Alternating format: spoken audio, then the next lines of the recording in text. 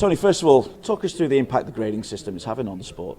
Yeah, I think the impact is clear to see for everybody. I think the growth that we've seen in certain areas, particularly around areas like finance, around digital footprint, as well as obviously important outcomes from on-field and the fantastic men's grand final that we saw at Old Trafford just a couple of weeks ago. I think the outputs are clear to see about what this model can help generate. What specific success stories can you point to?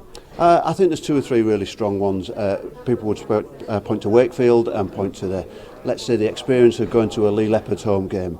There's others a little further down, so growth from York, growth from Barrow. So there are points all up and down the ladder where we can see how clubs have engaged this model and how we've seen the positive outcomes that can be measured by it. 20 clubs have also increased their score on the finance pillar as well. What does that say about the sustainability of the sport at the moment? Yeah, I think financial sustainability of clubs obviously a really core both requirement and wish for us at the centre. We do quite a lot of work on that. We do regular financial updates with clubs. We are in receipt of a lot of information that comes in from various sources, and therefore clearly that should be important to us. To see that come through this model and to see that growth for us is encouraging, because obviously in terms of long-term sustainability of the sport and long-term sustainability and success of those clubs, their finances are key to that. We've also got 9 Grade A clubs. In theory, and you could have 12 Grade A clubs within the next couple of years. What problems could that pose you with regard to potentially, I suppose, expanding the Super League? Yeah, so start with the positives. So we brought this in as the model that came out of one of the recommendations from IMG's project of reimagining rugby league. So for clubs to be able to hit those targets, that's a massive positive, right? So they've started to see the growth that this model looks to achieve. What that brings us to further down the line is effectively clubs have started to really deliver on what we've asked them to do. That should therefore be able to be turned into, for example, commercial revenue or broadcast revenue or digital footprint, for example. When that comes to 12 or 13 or potentially 14 Grade A clubs, there needs to be, and there is an ongoing conversation about what that number should be. And the areas in which those decisions are taken are already pretty clear in terms of our governance, so those conversations are ongoing. And there are many opinions about the best number of clubs in the Men's Super League, but clubs will have delivered on what the model asked them to do under the Reimagining Rugby League project, and therefore that we should be viewing that as a success. Is it realistic to think, though, you could expand to 14 teams in the Super League by 2026, particularly under the current deal and the finance coming into the sport? Yeah, I think one of the main considerations that would clearly be finance. So clearly a big driver of that is broadcast contracts. So I think that's at the heart of that conversation, because what we are seeing at the moment is significant owner investment into sports clubs, into our sports clubs, as you see across a lot of sports, and therefore the ability for us to underpin that and assist that with, for example, broadcast or commercial or event income will be key to that conversation. But that's one to be had down the line as we move through the next year or so. How much of a balancing act are you having to plan for? Because clearly clubs that are already in Super League do not want to lessen their share of TV money coming into the sport.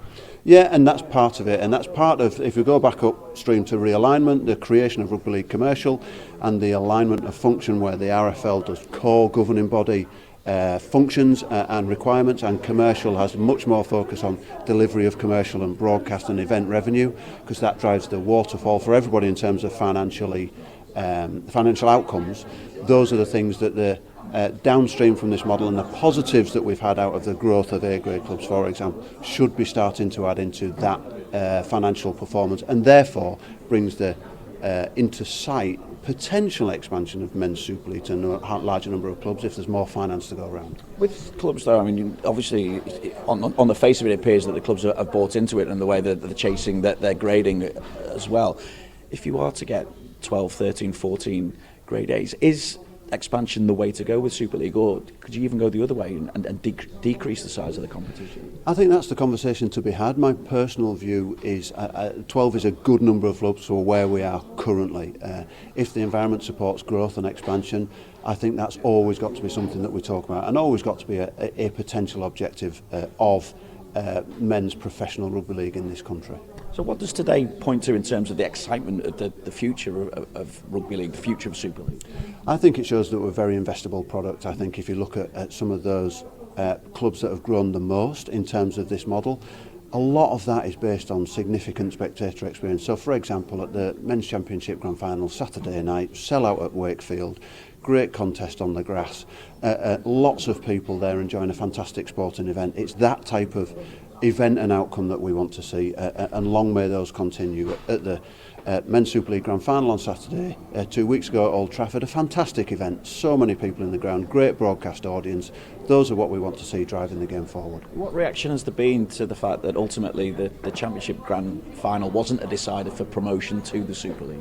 Yeah, there's a lot of outcomes that have come from that Championship Grand Final. So Wakefield successful on Saturday night, that drove a bonus point, which pushed them, bonus quarter point, which pushed them into an A grade. So a significant outcome for them, and also the outcomes from that evening in terms of digital footprint and the finance that game will have generated will help their scoring for a number of years to come. So there's some very significant outcomes from Saturday night. But at the same time, Toulouse wouldn't have been promoted to Super League if they'd have won the game on the night, and obviously that will lead, I suppose, in some quarters people will criticise the current setup for that. Yeah, and we understand that, but the model has been very transparent. It's been very transparently developed. Everybody knows what they were playing for in terms of both on the grass this season, but also under the terms of this model, and therefore knew what the potential outcomes would be. So everybody played under that arrangement for this year.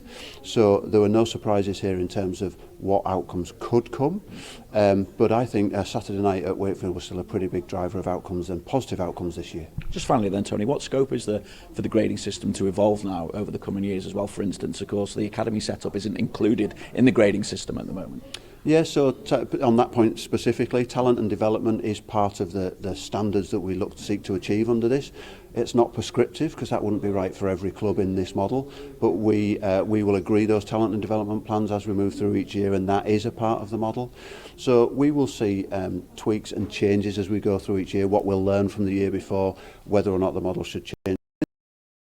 It'll probably be a little bit more long term, especially if it's things like facilities development. That would be irrational to do that in a short term, but over a long term, and those facilities getting better, that should be something that we would look to achieve under this model in the coming years. Will it even have to become more stringent just to limit the number of grade A's, for instance, or is that not something that you necessarily have to consider at the moment? Yeah, I don't think at the moment. I think we would need to be very careful about the development of the model, and that it didn't seem like that we were constantly just moving the goalposts further and further away.